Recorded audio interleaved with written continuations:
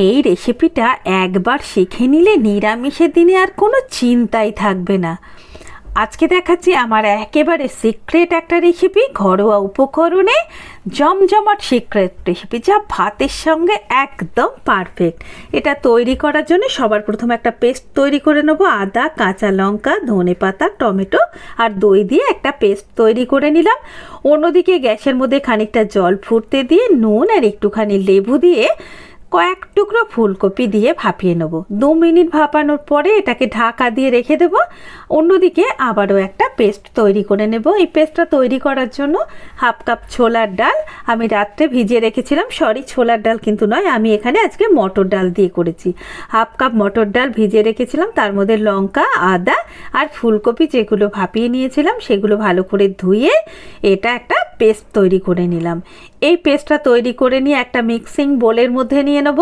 তারপর সামান্য পরিমাণে নুন আর একটুখানি কালো জিরে দিয়ে ভালো করে এটাকে মিশিয়ে নিতে হবে, মানে ফেটিয়ে নিতে হবে। একটা চামচের সাহায্যে অথবা হাত দিয়েও ফেটিয়ে নিতে পারেন। হাফ চামচ লঙ্কার গুঁড়ো আর হাফ চামচ চিনি দিয়ে আর একবার ভালো করে ফেটিয়ে নেব। তারপরে এখানে 1/4 চা চামচ দিয়ে দিলাম আমি বেকিং সোডা। ভালো করে মিশিয়ে নেব।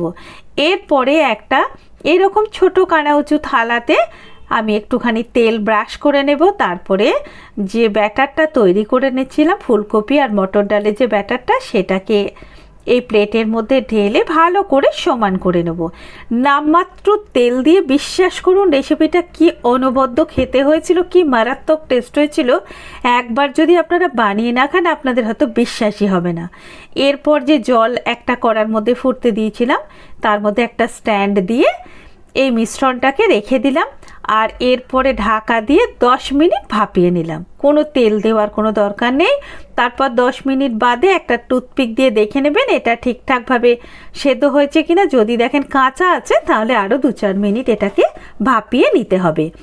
তারপর এটাকে একটু ঠান্ডা করে নিয়ে একটা ছুরির সাহায্যে যেভাবে আমরা কেককে ডিমোল্ড করি ঠিক সেইভাবে এটাকে ডিমোল্ড করে নিতে হবে। এরপরে পাশগুলো কেটে যেমন আপনার মন চায় সেইভাবেই আপনি শেপগুলো দিয়ে দিতে পারেন। আমি এখানে একটু চৌকো চৌকো, মানে পনির যেভাবে কাটি ঠিক সেইভাবে কেটে নেব। তাই চারপাশ থেকে একটু সমান করে নিলাম। তারপর এগুলোকে পিস পিস করে পনিরের মতো কেটে নেব। আপনারা ধোকার মতো করে ত্রিকোণা করে কেটে নিতে পারেন। আমি এখানে পনিরের মতো কেটে নিয়েছি। সবগুলোকে আমি কেটে নিয়েছি। এরপর যারা তেল পছন্দ করেন তারা কিন্তু এগুলোকে ছাঁকা তেলে ভেজে নিতে পারেন। কিন্তু বিশ্বাস করুন হালকা তেলে, অল্প তেলে করলেও এই রেসিপিটার স্বাদ কিন্তু অনবদ্যই হবে। এরপর আমি এখানে 2 চামচ তেল দিয়ে এই যে ফুলকপির ধোকাগুলোকে দিয়ে একটুখানি এপিট ওপিট ভালো করে ভেজে নিয়েছি। তবে যদি আপনি এগুলোকে শুধু খান, মানে ডায়েটের জন্য খান, তাহলে আপনি এইভাবেও খেতে পারেন। আর একটুখানি হালকা নাড়িয়ে চাড়িয়ে নিয়েও খেতে পারেন। এটা কিন্তু একটা হেলদি রেসিপি এবং কতটা কম তেলে আমি তৈরি করছি সেটা তো আপনারা দেখতেই পাচ্ছেন। এইভাবে এপিট ওপিট যখন লালচে করে ভাজা হয়ে যাবে তখন এগুলোকে আমি তুলে নেব। তুলে নিয়ে একটা প্লেটের মধ্যে আমি এটাকে রেখে দেবো। অন্যদিকে যখন সবগুলো ভাজা হয়ে যাবে ওই তেলের মধ্যেই আমি এখানে দিয়ে দেবো 2 ছোটো এলাচ আর 1/4 চামচ মতো গোটা জিরে।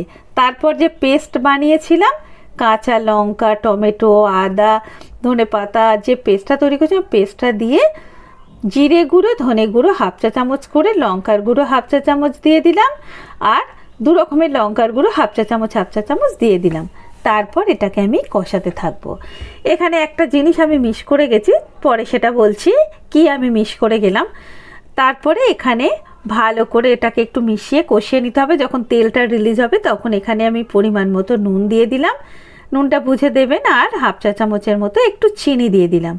তারপরে আবারও এটাকে কষাতে থাকবো। যখন মশলার কাঁচা গন্ধটা চলে যাবে ঠিক সেই সময়ে আমি এখানে দিয়ে দেব সেদ্ধ করে রাখা আলু। বন্ধুরা, এই আলুটা কিন্তু আমি সেদ্ধ করে নিয়েছি। আমি যেহেতু কম তেলে করছি, চেরা কাঁচা লঙ্কা আর সেদ্ধ আলু দিয়ে আর এটাকে আর একবার ভালোভাবে কষিয়ে নেব। আপনারা চাইলে কিন্তু আলুগুলোকে ভালোভাবেই ভেজে নিতে পারেন।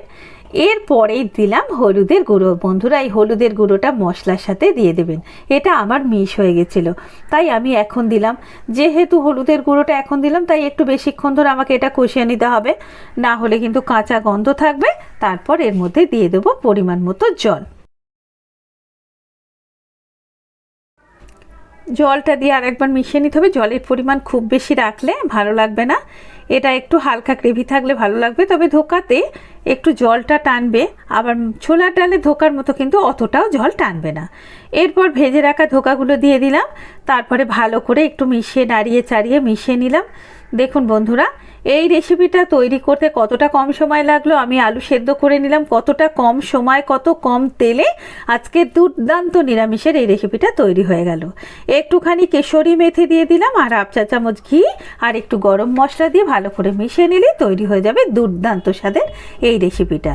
ভিডিওটা ভালো লাগলে লাইক করবেন, আর এই ডেইলি সাইড ডিশ পাওয়ার জন্য দীপা ডায়েরি চ্যানেলটা সাবস্ক্রাইব করে নিয়ে পাশে থাকবেন। ভালো থাকবেন, সুস্থ থাকবেন। দেখা হবে আবার আগামী পর্বে নতুন কোনো রেসিপি নিয়ে, নতুন কোনো দিনে।